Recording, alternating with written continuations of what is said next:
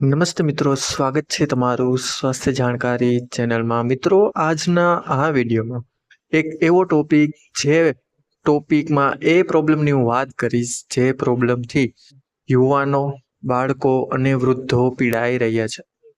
મિત્રો, આ સમસ્યા લાગે છે તો ખૂબ જ સામાન્ય, પરંતુ આ સમસ્યાનો જો સમયસર ઈલાજ કરવામાં ન આવે તો આ સમસ્યા ખૂબ જ ગંભીર પરિણામ આપે છે અને તેના લીધે ઘણી બધી સમસ્યા થાય છે, જેમ કે ઉંમર કરતાં વધારે ગઈઢું દેખાવ, માથાના વાળ ખરવા લાગવા, આંખની રોશની ઓછી થવી, આ ઉપરાંત ગેસ થવો, મોટાપાનો શિકાર થવો, પેટમાં ખૂબ જ ગેસ તથા એસિડિટી થવી અને બીજી અન્ય સમસ્યાઓ થઈ શકે છે। હું મિત્રો વાત કરી રહ્યા છું ધીમી પાચન શક્તિ એટલે કે પાચન તંત્રનું ધીમું કાર્ય કરવાનું સમસ્યા। મિત્રો, આ સમસ્યા છે તો સામાન્ય, પરંતુ સમયસર તેનો ઈલાજ કરવો પણ તેટલો જ જરૂરી છે। મિત્રો, આજકાલની રહેણી કરણીના લીધે આ સમસ્યા ઉત્પન્ન થતી હોય છે, જેના લીધે મિત્રો ઘણા લોકો સમયસર ખાતા નથી અથવા એકસરખો ખાવાનો સમય ના હોવો, સમયસર સૂવું નહીં તથા એક્સરસાઇઝ ન કરવી, આ ઉપરાંત એવા ફૂડના કોમ્બિનેશન ખાવા જે તાસીરથી એકદમ વિરોધી હોય, આ ઉપરાંત પાચન તંત્રમાં એટલે કે પેટમાં ભારે લાગવું છતાં પણ જમ્યા બાદ સીધું સૂઈ જવું વગેરે જેવા કારણો હોઈ શકે છે। પરંતુ મિત્રો, એવા અમુક ઈલાજ પણ છે જેના લીધે આ સમસ્યાથી તમે છુટકારો મેળવી શકો છો અને પાચન શક્તિ ખૂબ જ ફાસ્ટ કરી શકો છો। તેના માટે અમુક વસ્તુઓનું સાવધાન રહેવું પણ જરૂરી છે। તો મિત્રો, અમુક એવી હું બાબતો જણાવીશ જે બાબતોમાં તમારે ધ્યાન રાખવાની જરૂર છે। આ ઉપરાંત અમુક એવા હું ઉપાય પણ જણાવીશ જે ઉપાયના લીધે તમારું પાચન તંત્ર ધીમે ધીમે સારું થવા લાગશે અને જેના ફાયદા તમને 1 મહિનાની અંદર જ દેખાવા લાગશે। તો મિત્રો, સૌપ્રથમ વાત કરીએ તો એવા કયા કારણો છે જેના લીધે પાચન તંત્ર મંદ પડવા લાગે છે। સૌપ્રથમ તો મિત્રો, જમ્યા બાદ તરત જ સૂઈ જવાની ટેવ હોવી। જમ્યા બાદ તરત જ સૂઈ જવાથી મિત્રો પાચન તંત્ર ધીમું પડી જાય છે। આ ઉપરાંત પેટ તરફ લોહીનો પ્રવાહ ધીમો થઈ જાય છે, જેના લીધે પાચન થવા વાર લાગે છે અને ખોરાકને ધીમે પાચન થતા મિત્રો પેટમાં અપચો અને ગેસ જેવી સમસ્યા થાય છે। આ ઉપરાંત લાંબા સમય સુધી જો આ ટેવ રહેશે તો પેટમાં ભારેપણ જેવી સમસ્યા પણ થઈ શકે છે। માટે ખાધા બાદ થોડી દેર ચાલવું જોઈએ અથવા તો બેસવું જોઈએ, પરંતુ તરત જ સૂવું જોઈએ નહીં। બીજી અન્ય બાબત એ છે કે એક્સરસાઇઝ ના કરવી। મિત્રો, એક્સરસાઇઝ કરવાથી પાચન તંત્ર સારું થાય છે, પરંતુ એક્સરસાઇઝને ખરાબ સમયે કરવાથી પાચન તંત્ર બગડે પણ છે। મિત્રો, જ્યારે પણ પેટ ભારે હોય ત્યારે કોઈ પણ પ્રકારની એક્સરસાઇઝ કરવી જોઈએ નહીં, એટલે કે ભારે એક્સરસાઇઝ કરવી જોઈએ નહીં। તમે હળવા પગે ચાલી શકો છો અથવા તો ધીમે ધીમે કોઈ પણ ઊભા થઈને રમી શકાય તેવી ગેમ્સ રમી શકો છો, પરંતુ ભારે પેટ હોય ત્યારે ભારે એક્સરસાઇઝ કરવી જોઈએ નહીં। ત્યારબાદ છે બહારની રહેણી કહેણીનું ખાવું। મિત્રો, વધારે પડતું જંક ફૂડ, પ્રોસેસ ફૂડ તથા તેલવાળો પદાર્થ ખાવાથી મિત્રો તમે પાચન તંત્રને બગાડી રહ્યા છો, કારણ કે આ બધી વસ્તુને પાચન થતા ખૂબ જ સમય લાગે છે, જેના લીધે પેટ નબળું પડે છે અને પરિણામે એસિડિટી જેવી સમસ્યાઓ થઈ શકે છે। માટે મિત્રો, બહારના જંક ફૂડ, પ્રોસેસ ફૂડ ટાળવા જોઈએ। આ ઉપરાંત મિત્રો, વધુ પડતા તેલ, મસાલા અને તીખો ખોરાક ખાવાનું પણ ટાળવું જરૂરી છે। ત્યારબાદ છે મિત્રો, મોડી રાતે જમવું। મોડી રાતે જમવાથી મિત્રો પેટ ધીમે ધીમે એટલે કે પાચન શક્તિ મિત્રો મુખ્યત્વે સૂર્યના અસ્ત થવા બાદ ધીમે ધીમે નબળી પડી જાય છે, જેના લીધે મિત્રો તમને પરિણામે ખોરાક પાચન કરતા વાર લાગે ને જેટલું મોડું જમશો તેટલું જ મિત્રો તમે વધારે પડતું પાચન તંત્ર બગાડી રહ્યા હશો। તો મિત્રો, ક્યારેય 9 વાગ્યા પછી કોઈ પણ ખોરાક ખાવો જોઈએ નહીં અને ખાધા અને સૂવા વચ્ચે કમસે કમ 2 કલાકનો તફાવત રાખવો ખૂબ જ જરૂરી છે।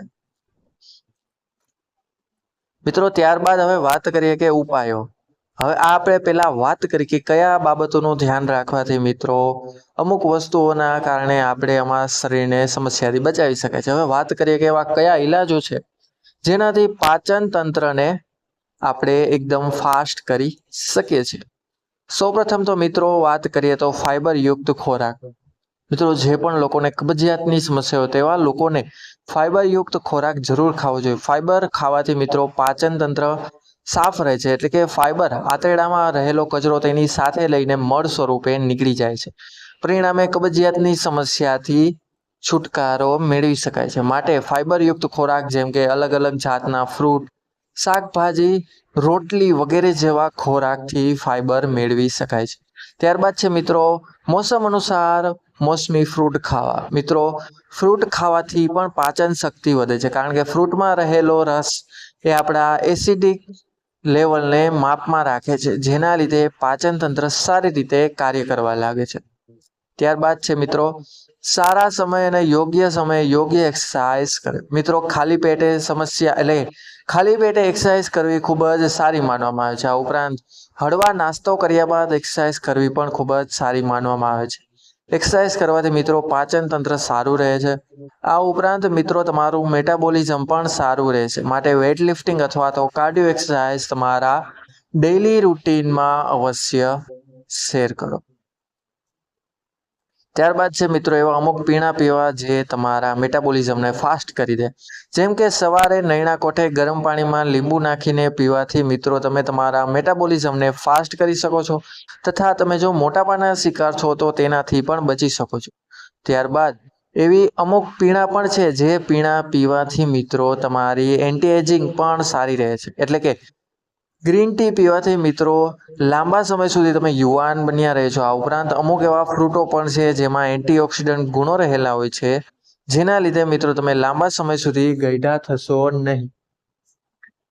ત્યારબાદ મિત્રો વાત કરીએ કે એવા કયા પીણા છે જે પીણા દ્વારા તમે તમારા પાચન તંત્રને બૂસ્ટ કરી શકો છો। તો પહેલું તમે બતાવ્યું કે સવારમાં નૈણા કોઠે ગરમ પાણીમાં લીંબુ। ત્યારબાદ છે મિત્રો જો જેને એસિડિટીની સમસ્યા હોય તેમને સવારે 1 ગ્લાસ પાણીમાં વરિયાળી પીસીને સાકર નાખીને પીજો। તેનાથી શરીરનું તાપમાન સરખું રહેશે અને એસિડિટીની સમસ્યા પણ થશે નહીં।